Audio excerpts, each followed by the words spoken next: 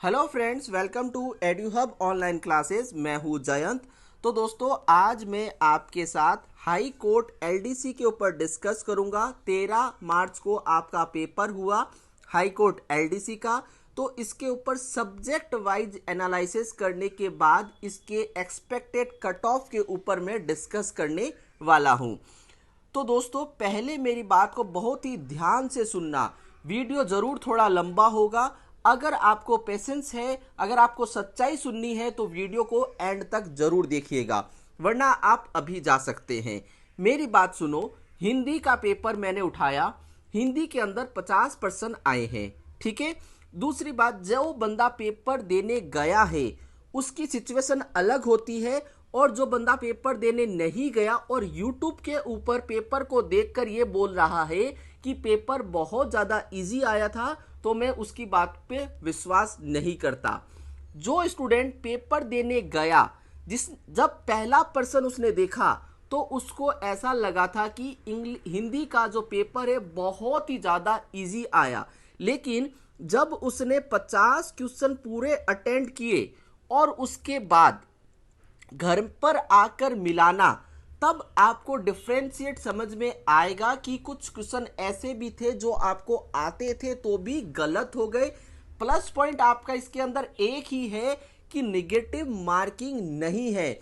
मैं आपको कह सकता हूं कि अगर इस एग्जाम के अंदर निगेटिव मार्किंग होती तो सबसे ज्यादा क्वेश्चन गलत ही होते इसके अंदर, और आपकी कट ऑफ जो है वो 60 से ऊपर नहीं जाती। उसका सबसे बड़ा रीजन ये है क्योंकि पेपर के जो क्वेश्चन ऐसे थे वो आपको करने को बोल रहे थे कि आप इनको कर सकते हो, लेकिन वो सही नहीं हुए हैं, ठीक है।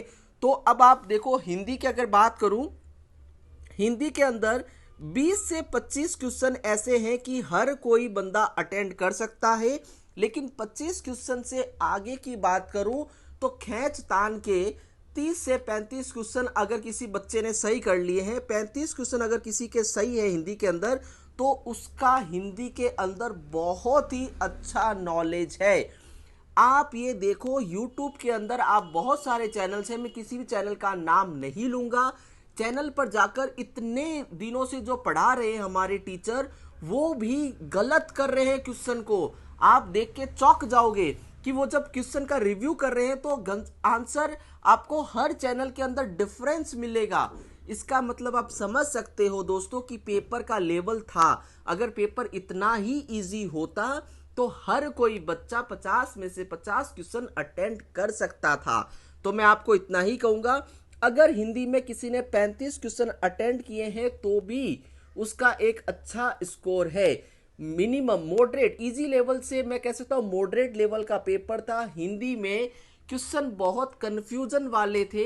इस तरह से क्वेश्चन को प्रेजेंट किया गया था कि आंसर देने में आपको घबराहट जरूर होगी। अब मैं बात करता हूं इंग्लिश। इस एग्जाम के अंदर अगर मैं तीनों पार्ट में से देखूं तो जो सबसे डिफिकल्ट पार्ट मेरे को यही दिखा कि इंग्लिश जो है, इंग्लिश के 50 क्वेश्चन वास्तव में डिफिकल्ट थे। आप अगर एक्टिव पैसिव और डायरेक्ट इनडायरेक्ट की बात करो तो वो दोस्तों इस लेवल का था कि आपको समझ में ही नहीं आएगा।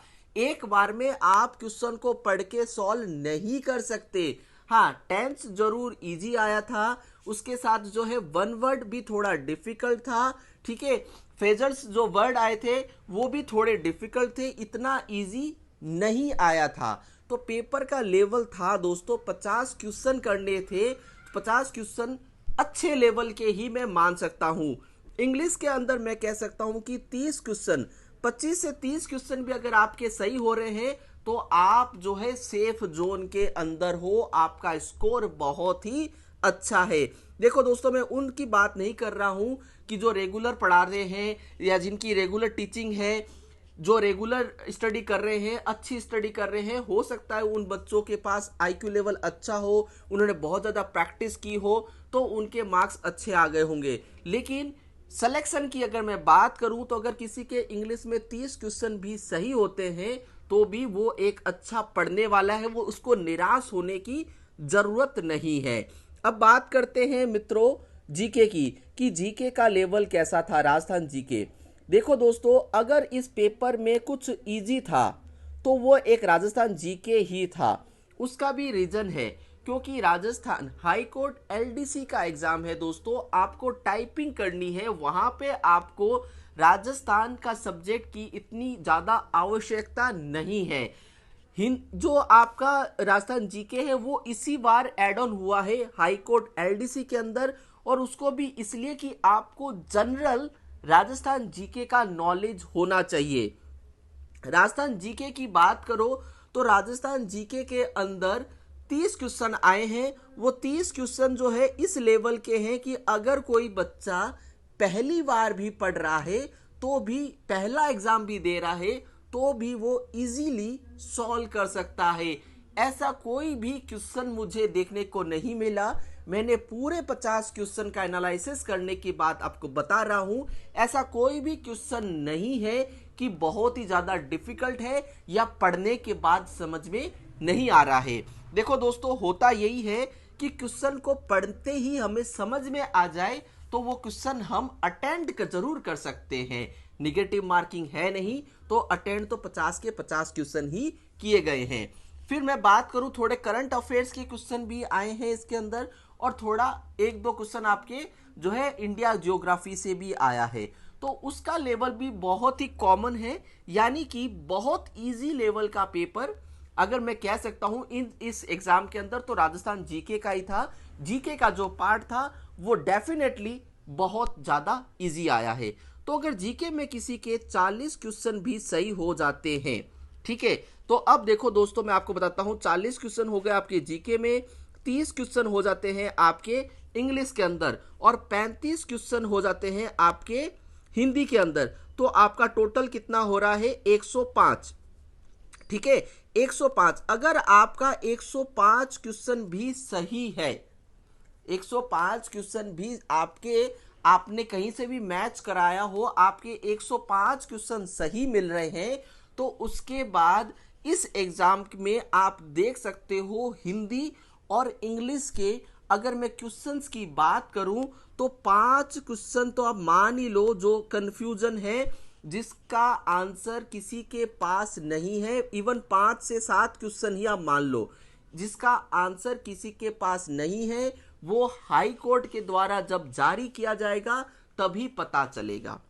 तो बात होती है कि 5 से 7 क्वेश्चन में अभी कंफ्यूजन है और टोटल आपके 105 क्वेश्चन सही बन रहे हैं। तो अब आप मित्रों इस 105 क्वेश्चन के आधार पर अपनी जो है प्रैक्टिस चालू कर सकते हो टाइपिंग की। अगर किसी बच्चे के 105 क्वेश्चन सही हो रहे हैं तो उसके सिलेक्शन के चांसेस, मेरी तरफ से मेरा ओपिनियन ये मैं आपको बता रहा हूं। देखो बोर्ड आगे क्या करता है क्या नहीं करता है, आगे क्या होगा क्या नहीं होगा, उसके अकॉर्डिंग आगे हम चीजों को और देखेंगे। एक मैं पोल और करना चाहूंगा, आप अपने अपने कमेंट के अंदर मुझे अपने कितने क्वेश्चन आपने सही मैच करने के बाद हो रहे हैं वो कमेंट में जरूर बताइएगा, जिससे मैं एक बार और एनालिसिस कर पाऊं।